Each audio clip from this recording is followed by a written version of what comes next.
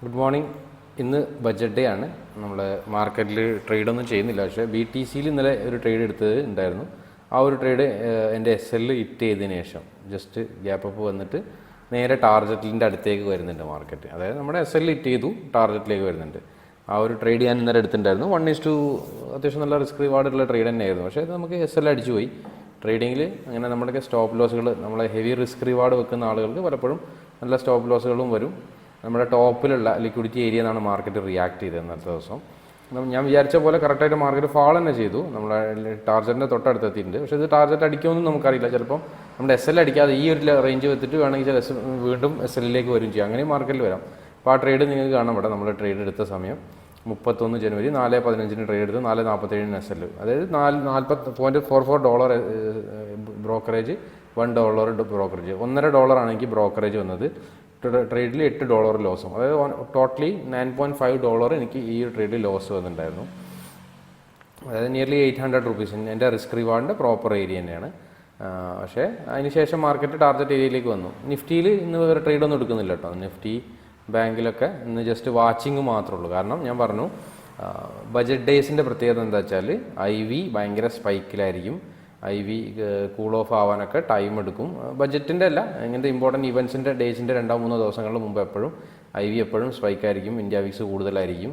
അപ്പം നമ്മൾ better avoid മാറി നിൽക്കുക. മാർക്കറ്റിൽ ഇനി ഒരുപാട് അവസരങ്ങൾ നമുക്ക് വരുന്ന സമയത്ത് നമുക്ക് എന്താണ് എൻട്രി എടുക്കുക എന്നുള്ളതാണ്. ഞാൻ പറഞ്ഞ പോലെ നമ്മുടെ ടാർഗറ്റ് അടിച്ചിട്ടില്ല. നമുക്ക് ഇമോഷണലി ഒരുപാട് പ്രോബ്ലം വരാവുന്ന ഏരിയകളുണ്ട് ട്രേഡിങ്ങിൽ. ഒന്ന് ചിലപ്പോൾ നമ്മുടെ SL അടിച്ചിട്ട് ടാർഗറ്റിലേക്ക് പോകുന്നത് ഏറ്റവും വലിയ പ്രശ്നമുള്ള ഒരു കാരണമാണ്.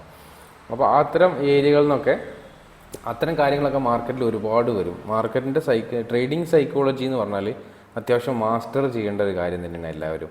അതിന് നല്ല ഡിസിപ്ലിൻ വേണം, പേഷ്യൻസ് വേണം. നല്ല അവസരം കിട്ടാതെ പിന്നെ ഞാൻ ഇതുവരെ ഒരു ട്രേഡ് എടുത്തിട്ടില്ലല്ലോ. എൻ്റെ ആ ഒരു ട്രേഡ് SL ഹിറ്റ് ചെയ്തെന്ന് കരുതിയിട്ട് അധികം പെട്ടെന്ന് ഇമ്പൾസീവായിട്ട് അടുത്തൊരു ട്രേഡിലേക്ക് കയറി, പിന്നെ വേറെ ട്രേഡിലേക്ക് കയറി, എങ്ങനെയെങ്കിലും എനിക്ക് പച്ച കത്തിക്കണം എന്ന് വിചാരിച്ചിട്ട് വലിയ ലോസിലേക്ക് ഞാൻ വരുത്തിയിട്ടില്ല. കാരണം ട്രേഡിങ്ങിൻ്റെ പ്രോപ്പർ സൈക്കോളജി എനിക്കറിയാം. മാർക്കറ്റിൽ കറക്റ്റ് അത് പാലിച്ചാൽ മാത്രമേ നമ്മൾ ട്രേഡിങ്ങിൽ സക്സസ് ആവുള്ളൂ. അതുകൊണ്ടാണ് അത്രയും ശതമാനം ആളുകൾ ലോസ് വരുത്തുന്നത് മാർക്കറ്റിൽ എന്ന് എനിക്കറിയാം. അതെൻ്റെ എക്സ്പീരിയൻസ് കൊണ്ട് ഞാൻ പഠിച്ചെടുത്ത കാര്യമാണ്. ഞാൻ പ്രാക്ടിക്കലി ഒരുപാട് സമയം എടുത്തിട്ട് എനിക്ക് റെഡിയായ കാര്യമാണ്. ആ ഒരു കാര്യങ്ങൾ തന്നെയാണ് ഞാൻ അധികം ലൈവ് ട്രേഡിൽ നിങ്ങളിലേക്ക് എത്തിക്കാൻ ശ്രമിക്കുന്ന ഒരു കാര്യം. നമ്മുടെ ട്രേഡിംഗ് സൈക്കോളജീൻ്റെ ഒരു ഡീറ്റെയിൽഡ് വീഡിയോ ഞാൻ ഈ ആഴ്ച ചെയ്യാൻ പ്ലാൻ ചെയ്യുന്നുണ്ട്. അപ്പോൾ അത് നിങ്ങൾക്ക് കാണാം. അതിൽ കുറച്ച് ഇമ്പോർട്ടൻ്റ് ആയ കാര്യങ്ങൾ നമ്മൾ ഡിസ്കസ് ചെയ്യുന്നതിനെ കുറിച്ച്. ഓക്കെ, ഏതായാലും ഇന്നത്തെ മാർക്കറ്റ് അവേഴ്സ് കഴിഞ്ഞിട്ട് വാച്ച് ചെയ്യുന്നുള്ളൂ. ഞാൻ അപ്ഡേറ്റ് തരാം. ഓക്കെ,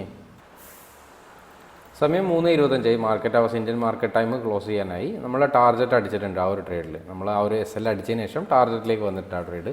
നമ്മുടെ ടാർഗറ്റ് ഏരിയ ടാപ്പ് ചെയ്തിട്ട് കുറച്ചും താഴെ വന്നിട്ടുണ്ട്. ജസ്റ്റ് എന്നിട്ട് തിരിച്ച് കയറുന്നത്. അതൊരു ലിക്വിഡിറ്റി ഏരിയയാണ്. അവിടുന്ന് മാർക്കറ്റ് മുകളിലേക്കും റിയാക്ട് ചെയ്യാൻ ചാൻസ് ഉള്ള ഒരു ഏരിയ തന്നെയാണ്. പക്ഷേ ട്രേഡ് പ്ലാൻ ചെയ്തിട്ടില്ല. നമ്മൾ ആ ഒരു നേഷൻ ട്രേഡൊന്നും എടുത്തിട്ടില്ല. നിങ്ങൾക്ക് കാണാം, ഇന്നലെ ഞാൻ ലാസ്റ്റ് ട്രേഡ് എടുത്തത്. പിന്നെ ട്രേഡ്സ് ഒന്നും എടുത്തിട്ടില്ല. ഇന്ത്യൻ മാർക്കറ്റിൽ നോക്കുകയാണെങ്കിലും ഇവിടെ ഓർഡേഴ്സിൽ നിങ്ങൾക്ക് കാണാം. പക്ഷേ ഒരു ട്രേഡ് പോലും ഞാൻ എടുത്തിട്ടില്ല.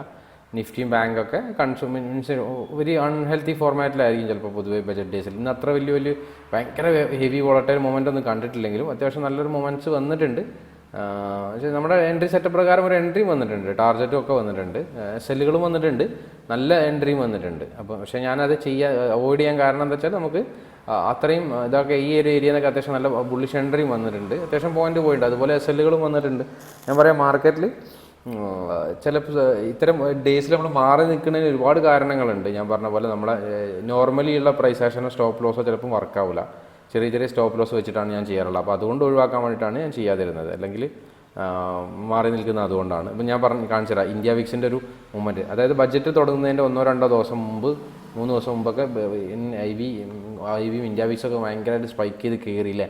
അപ്പോൾ ഇന്നത്തെ ദിവസം കണ്ടോ മാർക്കറ്റ് അത് ഇറങ്ങാൻ തുടങ്ങി. ഫുള്ള് കയറിയ സാധനം മൊത്തം പ്രീമിയം അങ്ങോട്ട് താഴേക്ക് മെൽട്ടായി ഡയറക്ഷണൽ ട്രേഡ് എടുത്ത ആളുകൾക്ക് പോലും പെട്ടെന്ന് പ്രീമിയം DK വരുന്ന കേസ് വരും.